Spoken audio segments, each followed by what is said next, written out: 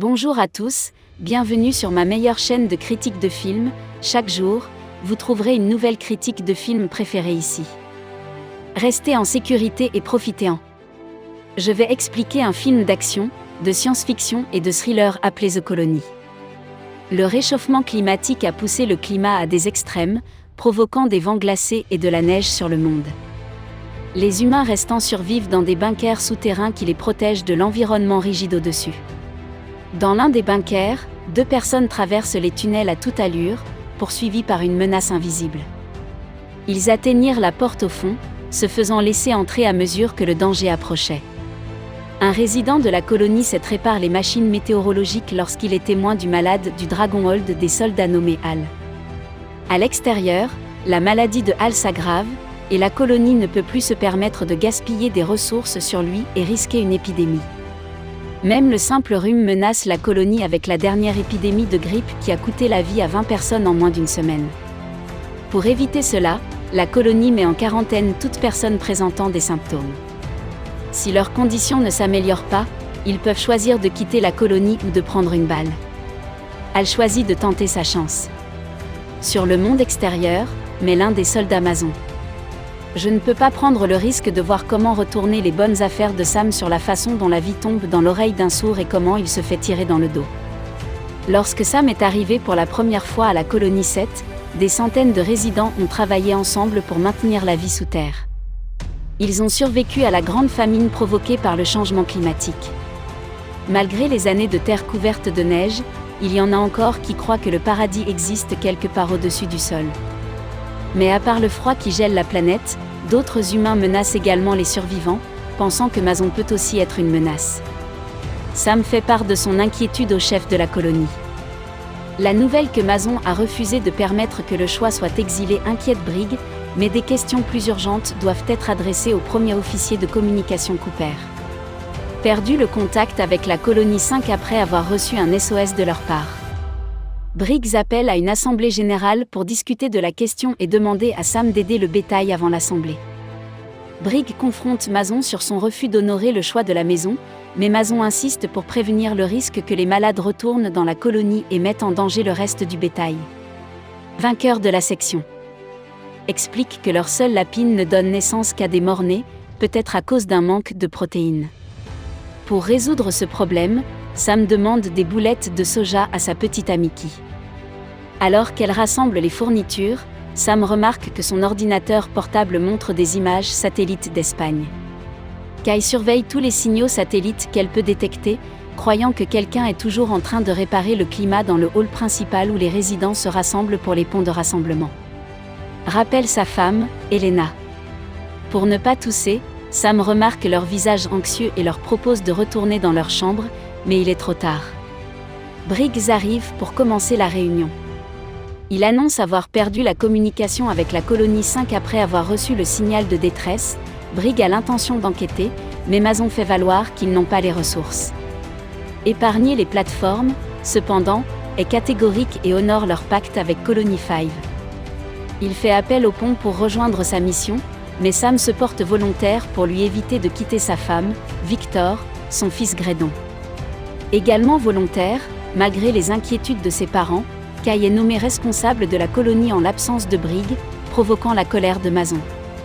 L'assemblée est interrompue quand Elena éternue et tousse, craignant la grippe. Le reste des gens évacue la salle et Dex et Elena sont mis en quarantaine. Mason discute des protocoles de quarantaine et des types d'autorité, mais Briggs lui rappelle qui est le chef de la colonie. Ce soir-là, Sam se réveille dans un cauchemar où il trouve sa mère gelée à mort dans la tempête des années après la mort de sa mère. Il se sent toujours coupable de sa disparition le lendemain. Alors que l'équipe se dirige vers la colonie 5, Sam se souvient du début du changement climatique. La planète est devenue plus chaude au premier et le monde a construit des tours de modification du temps pour freiner le changement climatique. Un jour, il a commencé à neiger partout. Cela ne s'est pas arrêté. Des années barbelées dans des manteaux épais et des vêtements. Les 3 hommes naviguent dans les friches glacées, passant à côté du fantôme d'une ville autrefois bourdonnante de vie. Ils atteignent une tour météorologique couverte de neige et les glaçons ne devraient probablement plus jamais courir. Les trois se sont battus contre l'environnement hostile pendant des heures, gênés par un pont brisé qui gémit contre eux. Ils naviguent prudemment autour des trous dans le béton et se retrouvent sur un chemin étroit qui est sur le point de s'effondrer au bout du pont. Ils aperçoivent un mort appuyé contre un camion de l'armée. Brigg prend une arme dans la main de l'homme et vérifie à l'intérieur du camion. Trouver la femme et la fille de l'homme avec des impacts de balles sur le front. L'équipe continue.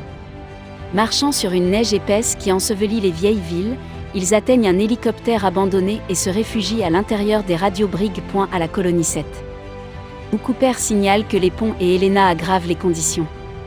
Connaissant l'impétuosité de Mason, Brigg donne à Cooper le pouvoir d'utiliser la force s'il sort de la ligne. Pendant qu'il se repose, Brigg explique à quel point ils sont proches de l'endroit où Sam a été sauvé avant d'atteindre la colonie 7. Sam et sa famille se sont réfugiés dans une ancienne mine avec d'autres familles. Finalement, leurs provisions se sont épuisées, les laissant se nourrir des chevaux et des chiens.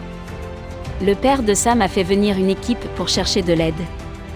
Mais ils ne sont jamais revenus, ne voyant aucun espoir. Sam a sorti sa mère et sa sœur de la mine, mais la tempête l'a séparé d'eux. C'était la dernière fois qu'il voyait sa famille. Le lendemain, l'équipe arrive à la colonie 5, la voyant porter une traînée de sang à côté d'un trou béant sur la cheminée. Ils sont descendus du bunker et ont vu plus de sang sur le sol. Aucune perspicacité des gens ne sentant le danger. Ils se sont armés de fusils avant d'avancer. Le bunker est humide et sombre, seulement leurs pas et l'eau qui s'égouttent. En écho à l'intérieur des Grecs, un cadavre recouvert d'un sac se trouve dans l'une des pièces. Du sang coulait partout sur le mur à l'intérieur.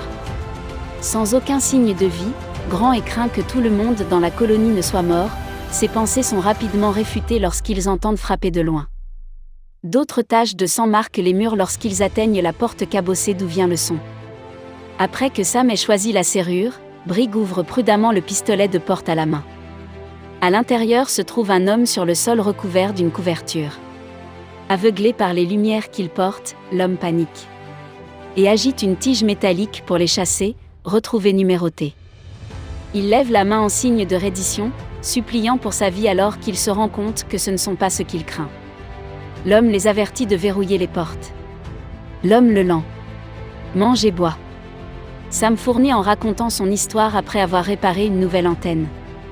La colonie 5 a atteint la transmission plus loin que la fin avant qu'une transmission ne s'affiche. Un homme qui prétend avoir modifié une tour météorologique et combattu avec succès une zone s'étendant sur un rayon de 3000 avant que l'homme ne partage sa position. La transmission se coupe. La colonie 5 a envoyé une équipe pour localiser la source, mais ils ont échoué à la place. Un autre groupe a trouvé son équipe et les a suivis jusqu'à la colonie. Le lent craint que celui qui est là-bas ne choisisse d'être emprisonné dans la pièce, puis de tenter sa chance à l'extérieur. Sam lui assure que personne d'autre n'est dans le bunker et qu'ils ne l'ont trouvé qu'à cause de ses coups, mais le lent ne l'a pas fait. Quelqu'un d'autre est dans le bunker. Confiant qu'ils peuvent rentrer chez eux, Brigg ordonne à son équipe de se préparer à partir. Gradin appelle Colonie 7 pour des mises à jour tandis que Sam et Brigg cherchaient des ressources dans la pièce. Le lent continue de pleurer dans le noir, effrayé par ce qui l'attend. Après plusieurs tentatives, la radio Graden ne parvient pas à contacter Colonie 7 car ils sont trop loin sous terre pour atteindre un signal avant de partir. Des voix rugissent de loin, plus de bruit d'activité. Écho dans le bunker. L'équipe de Brigg quitte la pièce, mais le lent repousse Gredon et s'enferme à l'intérieur sans le choix. Ils abandonnent le lent et avancent prudemment. L'équipe suit les sons des cris d'étouffement et des bruits sourds. Ils entendent le bruit des chaînes métalliques. Découvrir une pièce remplie de membres humains coupés sculptés par le groupe cannibale qui a infiltré la colonie 5. Parmi la carcasse ensanglantée, la main déplace son propriétaire s'accrochant à la vie dans le désordre. Le boucher s'arrête et remarque l'équipe. Il vise à attaquer jusqu'à ce que Sam l'abatte. Le coup de feu alerte les autres cannibales, qui se réveilleront et poursuivront. Après que l'équipe Brigg ait allumé un bâton de dynamite et fait exploser le groupe qui les poursuivait après avoir couru devant eux, le classement est séparé des deux et est pris en embuscade. Le cannibale l'a poignardé à plusieurs reprises. Avant que Sam et Brigg ne viennent à son aide, Sam abat les hommes mais est plaqué par un autre qui le coince. Brigg combat un autre cannibale avec un piolet et retire l'homme qui piège Samedi. Il leur lance son piolet jusqu'à ce que tous leurs assaillants soient morts. Les deux contrôlent Graydon, mais il a succombé à ses blessures. Entendant un cri de guerre d'Afar, Brigg et Sam retournent à la cheminée où ils sont montés depuis. Sam tire sur les cannibales, mais il manque de balles pendant que Sam grimpe à l'échelle. Brigg brise l'échelle inférieure pour empêcher leurs poursuivants de les poursuivre. Il se fait attaquer par un autre homme et se fait battre. Avant qu'il ne puisse atteindre son arme et tirer sur le reste des cannibales, trouvez Brigg le regardant avec fureur. Le chef laisse échapper une colère. Rugissez alors qu'il les regarde s'échapper. Atteignant le sol au-dessus, Brigg Lights dynamite et le renvoie à l'intérieur du bunker. La cheminée explose et s'effondre sur elle-même, croyant que les cannibales sont piégés sous terre. Brigg et Sam rentrent chez eux. Les deux se réfugient dans l'hélicoptère où ils discutent des événements récents. Avant le réchauffement climatique, Brigg était capitaine de l'armée dans le cadre d'un effort de secours. Il a vu comment les gens deviennent sauvages par désespoir. De la même manière que les personnes qui ont détruit la colonie 5 sont devenues cannibales, 20 000 personnes se sont rassemblées dans le stade pour recevoir de la nourriture et des médicaments grâce au secours. Mais lorsque les fournitures ont été épuisées, des personnes armées ont volé les fournitures à ceux qui ne pouvaient pas se défendre.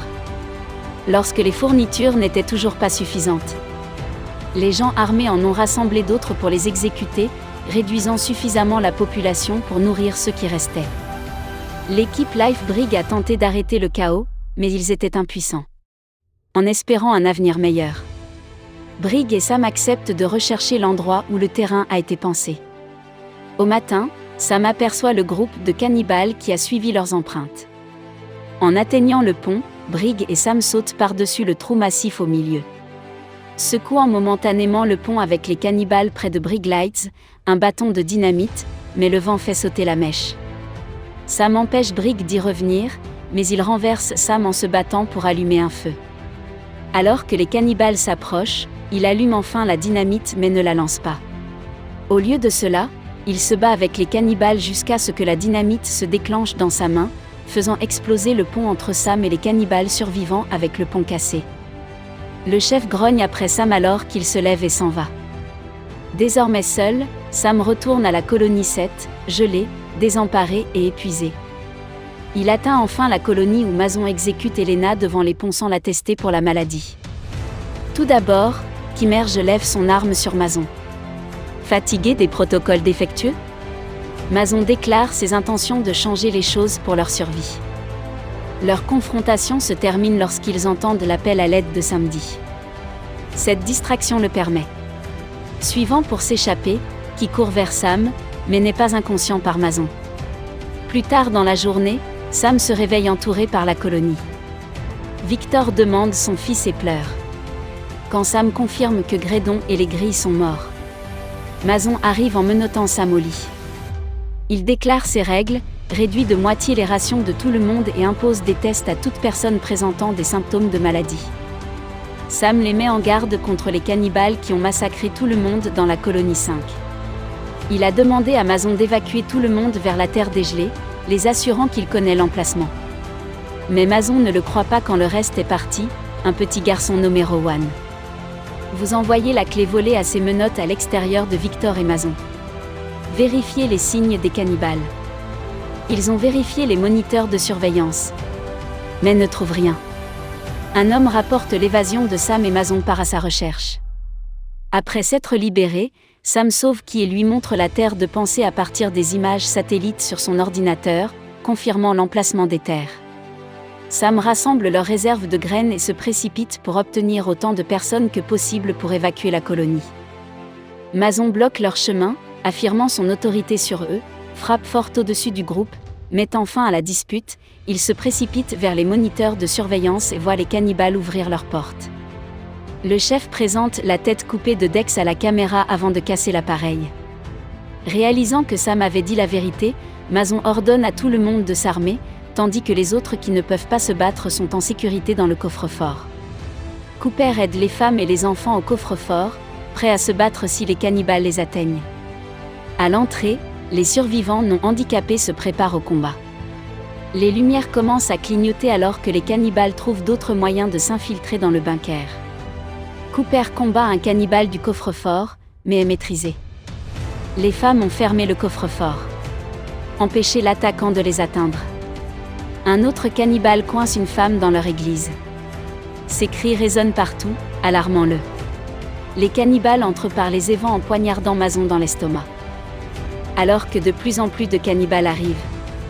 Le mas Blessésure fuit avec la peur dans ses yeux, qui et Sam reculent alors qu'ils sont en infériorité numérique. Victor refuse de reculer devant les personnes qui ont tué son fils après une vaillante bataille. Victor est tranché à travers l'estomac vaincu par le chef. Mason atteint le hall principal et barricade immédiatement la porte. Empêcher le saumon qui d'entrer dans une femme assomme Mason et ouvre la porte juste au moment où un tacle cannibale Sam qui tire sur le cannibale dans le dos, le sauvant. D'autres cannibales se sont précipités vers la porte mais Mason la barricade à nouveau avant qu'ils ne puissent les atteindre. Avec les cannibales brisant la porte sans prix, les évents s'ouvrent pour s'échapper à la surface. Mason refuse d'y aller, estimant qu'il pourrait encore combattre les cannibales.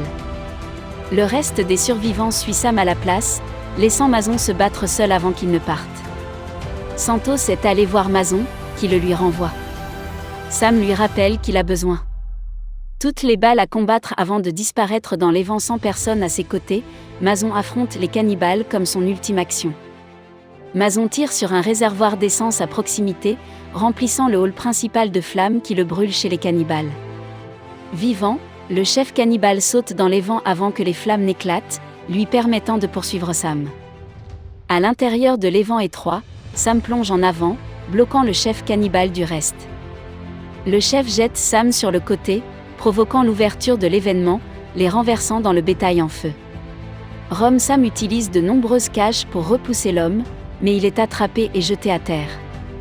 Weekend, Sam est projeté au sol. Puis sur une table où le chef claque ses poings contre sa poitrine en portant ses dents acérées. Le chef dit à Sam qu'il veut. Où Sam trouve une tôle cassée alors qu'il est traîné vers le bas et l'enfonce dans la jambe de l'homme avec lui. Sam attrape une pipe et libère toute sa colère et sa peur sur la tête cannibale. Sentir la fureur s'emparer de lui. Voyant l'homme bouger, Sam lui tourne le dos mais est attrapé par la lame de Santa Rosa dans la gueule du cannibale, poussant jusqu'à ce qu'il se casse la tête en deux, mettant finalement fin à la bataille. Dehors, le survivant restant regarde leur maison enveloppée de fumée. Sam les rejoint enfin, voyant la confusion et la misère sur les autres visages. Sam conduit les survivants vers la zone de pensée avec son objectif fixé, portant les graines pour commencer leur paradis.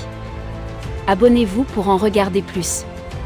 Des vidéos comme celle-ci, activez les notifications et nivelez comme si cela aidait vraiment la chaîne. Merci d'avoir regardé.